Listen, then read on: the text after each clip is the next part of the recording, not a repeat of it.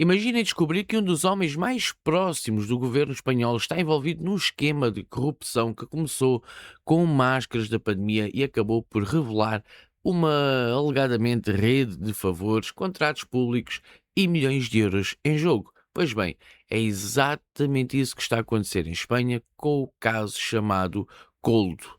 Mas o mais interessante não é apenas o que está a acontecer em Espanha. O mais interessante, e agora pensem, é perceber porque é que tantos portugueses olham para este caso e pensam imediatamente no Partido Socialista. Porque quando vemos determinados padrões, determinadas políticas, determinadas relações entre Estado e interesses privados, as semelhanças começam logo a aparecer. Mas vamos aqui analisar o que é o caso Coldo. Bom, tudo começou durante a pandemia. O governo espanhol adjudicou contratos milionários para a compra de máscaras e material médico, e até aqui tudo bem, tudo normal. O problema surge quando os investigadores começam a suspeitar que alguns desses contratos foram atribuídos a empresas escolhidas não pela sua competência, mas pelas suas ligações políticas. E onde nós é que já vimos isto? No centro da investigação aparece Coldo Garcia, um homem que era assessor direto do antigo ministro dos Transportes, José Luís Ábalos. Ou seja, não estamos aqui a falar de alguém qualquer, estamos a falar de alguém que estava dentro do círculo do poder, e isto já é uma coisa sistemática nos partidos do sistema. E pelos vistos, não só em Portugal, como em Espanha e como pelo mundo fora. E à medida que esta investigação avançou, surgiram alegações de comissões ilegais, tráfico de influências e favorecimento de empresas, e aquilo que começou com máscaras acabou por se transformar então num dos maiores escândalos políticos de Espanha moderna. Onde é que nós já vimos isto? Onde? Mas atenção, um dos pontos mais importantes aqui não é o Cold Garcia, nem sequer é Ábalos. O verdadeiro problema é quando o sistema político cria condições para determinadas pessoas se sintam acima das regras. E eu volto a repetir, onde nós já vimos isto. E quando o Estado cresce demasiado, quando o governo controla cada vez mais contratos, subsídios, apoios, dinheiros públicos, o resultado é só um, é simples, é simples. Quanto maior é o Estado, maior é a tentação da corrupção. Porque onde existe, pensem comigo, onde existe poder concentrado, existe sempre alguém disposto a tentar aproveitá-lo. Aproveitá-lo. Esta é uma crítica que não se aplica apenas ao Partido Socialista de Espanha, ao PSOE, aplica-se a qualquer partido que transforme o Estado numa máquina gigantesca de distribuição de recursos. Mas agora vamos olhar para Portugal. Não estou a dizer que existe um caso Coldo português, mas existem perguntas que os portugueses também têm o direito a fazer.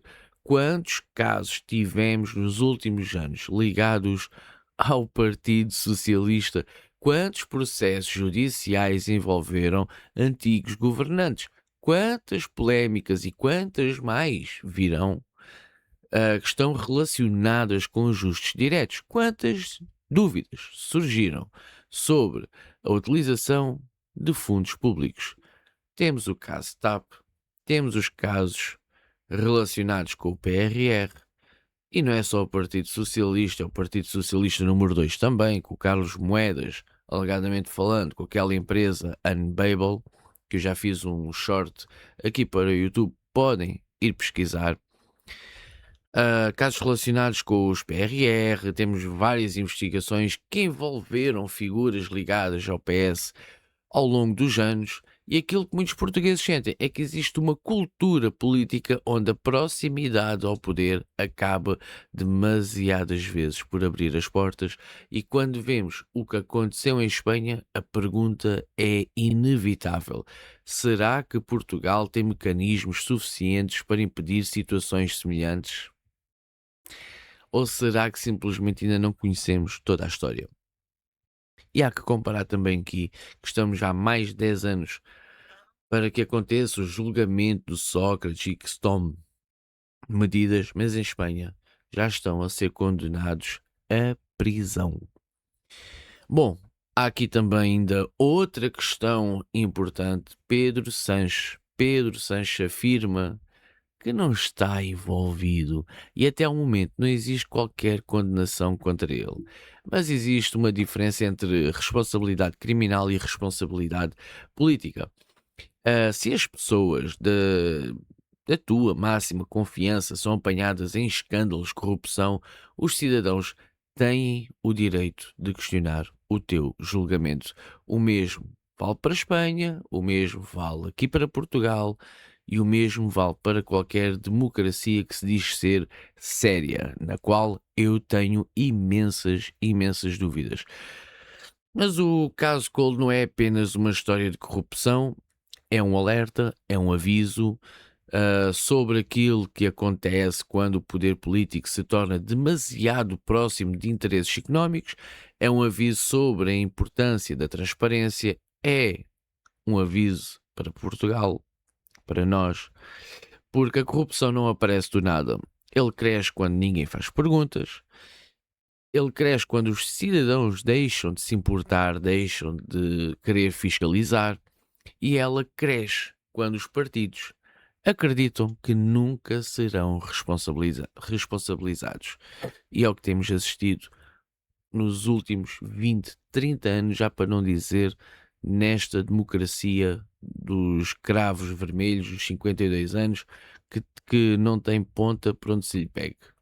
Enfim, mas agora eu quero saber a tua opinião. Achas que Portugal corre o risco de ter um escândalo semelhante ao caso Coldo? Escreve aí nos comentários. E se gostaste do vídeo, deixa o like, subscreve ao canal, ativa as notificações porque o YouTube tem estado a desativar as notificações. Confirmem se estão ainda subscritos também, porque o YouTube tende a remover a subscrição.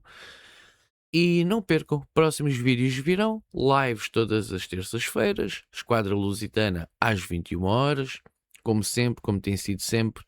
Assistam aqui mais vídeos, não se esqueçam, deixem o like, comentem, partilhem e subscrevam ao canal.